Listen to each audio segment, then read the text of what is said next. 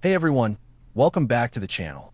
Today we're talking about a critical Windows 11 issue that could prevent some PCs from booting after the January 2026 update, KB5074109.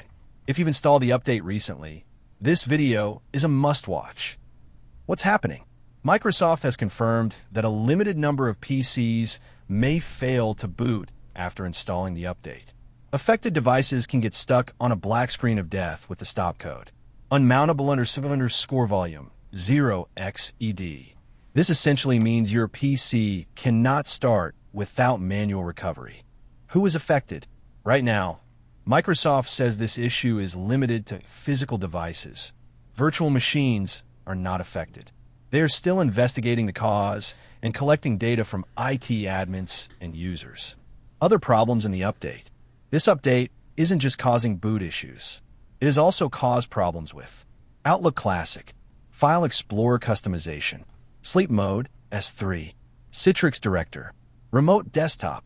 Because of these, Microsoft has released an emergency patch, KB5074109.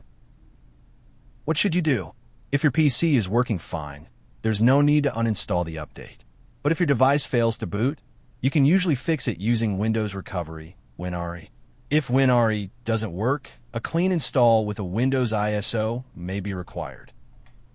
So far, only a small number of devices are affected, but if your PC started acting strange after installing KB5074109, this update could be the culprit. Always back up your important data and stay on top of Windows updates. Thanks for watching. If this video helped you, hit the like button, subscribe, and turn on notifications so you don't miss future tech alerts. Have you experienced this issue? Drop a comment below and let us know.